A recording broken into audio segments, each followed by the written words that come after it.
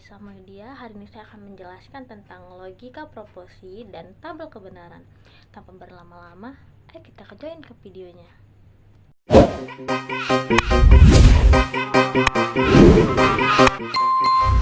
Nah, kita lanjut. Kalian pasti mau tahu kan, apa sih penjelasan kalimat proposisi? Nah, kalimat proposisi ialah kalimat yang mempunyai nilai kebenaran, benar atau salah, kalimat deklaratif atau pernyataan. Yang ada di contoh 7 adalah bilangan ganjil. Benar atau salah?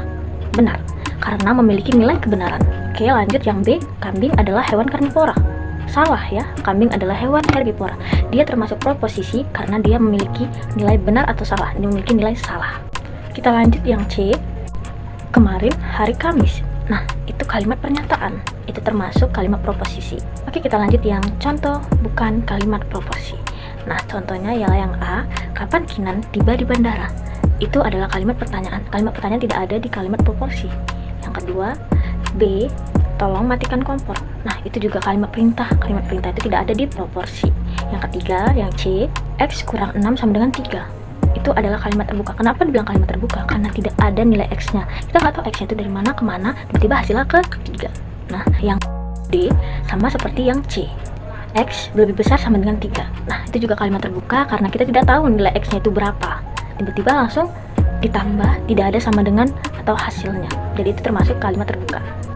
Oke, kita masuk yang kedua, yaitu jenis operasi logika. Di sini ada simbol logika, yaitu P, Q, R. Itu proporsi pertanyaan dasar. P minus itu negasi. Negasi itu dia P, tapi di sampingnya itu kayak ada garisnya gitu. Nah, itu negasi. Itu artinya kebalikan. Terus P sama dengan kutip Q. Nah, itu adalah konjungsi P dan Q. Itu artinya.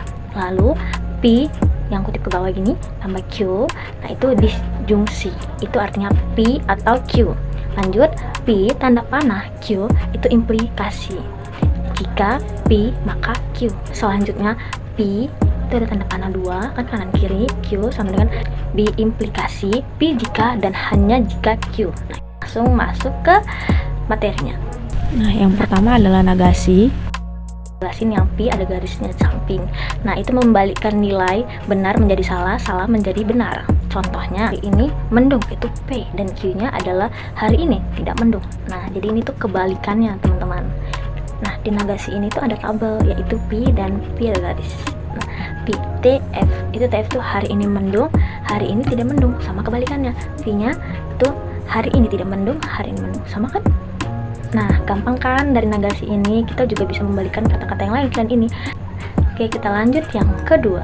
Oke, yang kedua adalah konjungsi. Konjungsi itu Adalah pernyataan yang bernilai benar hanya jika kedua proporsi benar. Contohnya, P hari kuliah, Q saya pakai motor. P tanda kutip ke bawah Q, hari ini kuliah dan saya pakai motor. Ditambah kebenaran T, dan T itu adalah yang saya sebutkan tadi. Sedangkan yang bawahnya itu kan ada F-nya juga tuh. F itu menunjukkan false. Nah, di false itu dia menyatakan tidak ya. Tidaknya itu kayak hari ini kuliah dan saya tidak pakai motor. Begitu juga di bawahnya, hari ini tidak kuliah dan saya pakai motor. Yang keempat itu hari ini tidak kuliah dan saya tidak pakai motor. Kenapa dia false? Karena tidak menepati janji atau salah. Mengerti kan? Kita lanjut yang ketiga. Nah, kita lanjut di disjungsi ya. Nah, disjungsi ini sama seperti konjungsi tadi, bedanya tanda kutipnya itu dia ke bawah. Nah, Disjungsi adalah pernyataan atau yang bernilai benar jika salah satu atau kedua proporsi benar.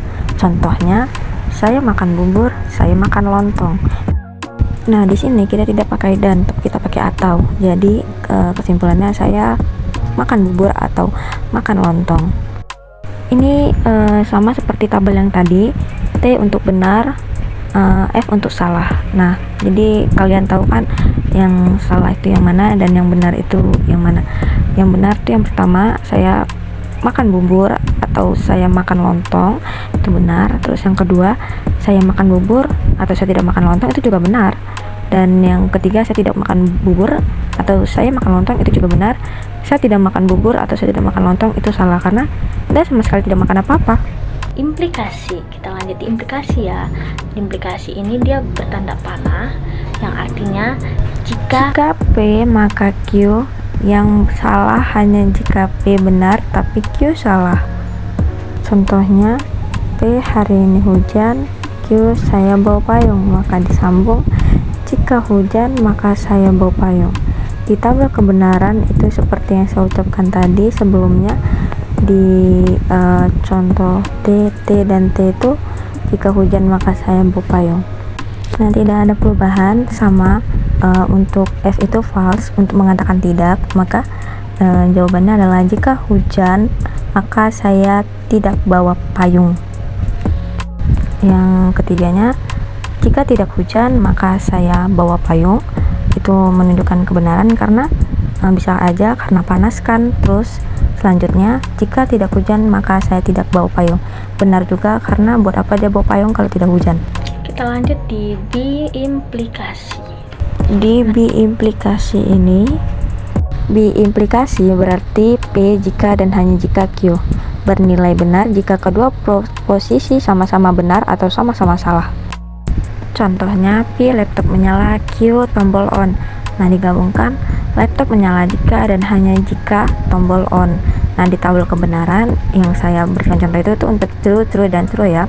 Nah, untuk yang true sama false itu laptop menyala jika dan hanya jika tombol tidak on.